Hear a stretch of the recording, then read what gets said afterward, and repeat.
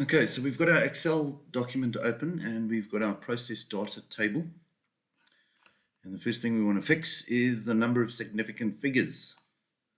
So we see the uncertainty in the mean wave speed in the last column here is certainly not to one significant figure, so we want to highlight those. And then we go up to decrease decimal and we change that to one significant figure. And then it's important that we adjust the mean, max, and min speeds so that these values match the number of significant figures we have, which is 1. And at the moment, we need to adjust them. So let's decrease the number of significant figures. There we go. They're all to the nearest meter per second, as shown by the uncertainty. Right, so once we've done that, we can now open Logger Pro and we can go and have a look at what's in there. So on the left here, we've got our columns of data values that we're going to insert. We can move, we can stretch this, we can increase the width of the columns. This space over here would be where your graph is going to be plotted. So let's start by entering some values. First thing we have to do is put a heading in for our X values. So double click on column options and we're going to open up the column options and we're going to give that particular column a name. And at the moment it's going to be called the square root of t. Unfortunately, we don't have that option here in all our symbols for square root, but we can certainly just type the name in. Its unit is going to be newtons raised to the power of a half. So let's put a half in there. And we wouldn't often do that because we don't have options for superscripts and subscripts that are a half. So that's the best we can do at the moment. And there's the name, there's the units, and we click done. And we stretch that column width to show that name. Now it's a case of going back to your process data, picking up that square root of tension, those square root of tension values, copy, highlight and copy, go across to Logger Pro and click on a cell, right click, paste. There are our values for the square root of tension in that string. And you'll see here on your graph, you've got the square root of tension in newtons to the half, to the power of a half. And it's plotting those on the x-axis for us. We then need to go and enter our values for our y values. Double click on that column heading. Now y values here are going to be V mean, and the unit this time we do it properly, meters, seconds to the minus, go for a superscript, -1, and that's correct. Click done, and there's our V mean column. And we're going to go over to the process data and highlight our mean wave speeds. Right click, copy into Logger Pro. Click on the cell, right click and paste. And there we see our data points. Whenever it's highlighted like this, that means those are the data points that it's considering. Okay, so that is a very squashed graph. A very important button in Logger Pro is the auto scale graph. If you click on that, you zoom right into your data points and they fill up the screen, and you can even move your graph right across to see your data points clearly. So we can see here that it certainly looks like it could fit a linear graph. And if we go up to the functions, curve fit, we want to fit our best curve, and the theory says that we want to fit a straight line. So we click on curve fit, that opens up all the possible equations you can use in Logger Pro. We're going to look for a linear graph. So we're looking for mx plus b. There it is. And it's going to be an automatic fit. And we're going to try the fit. And that looks great.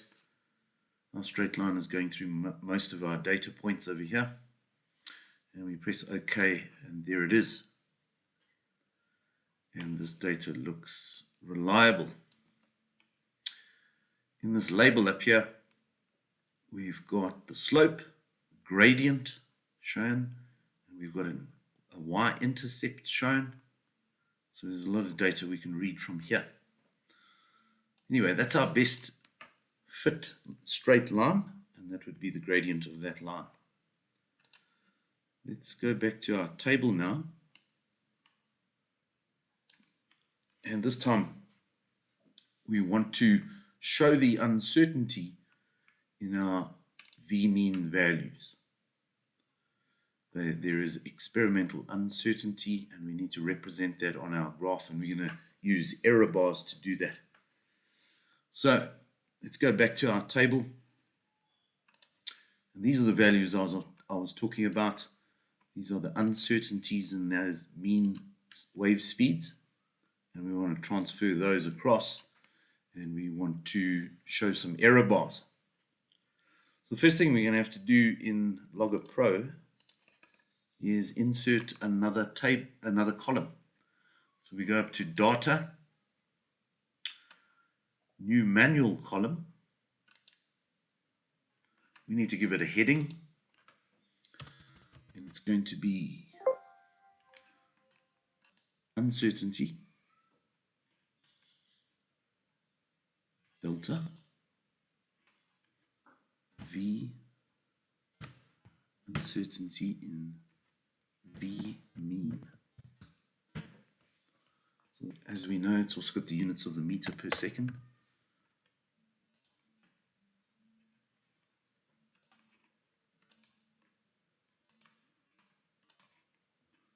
And we've given it a heading, and we've given it a unit.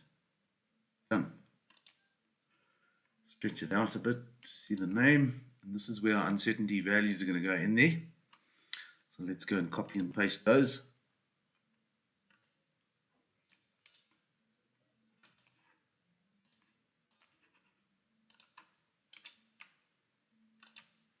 And there they all are, to one significant figure.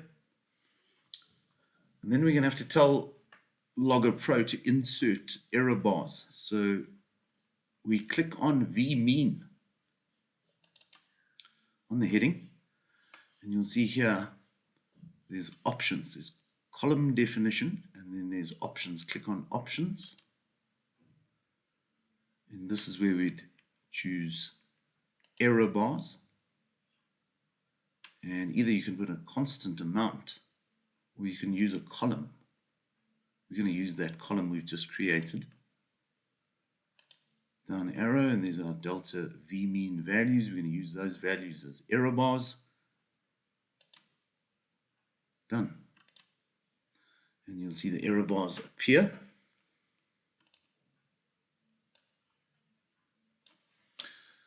And the size of the error bars tells us the uncertainty in each of these data points. So that data point over there, I'll zoom in a bit. Find a data point. No, that's auto scale. Let's highlight that spot and then zoom in.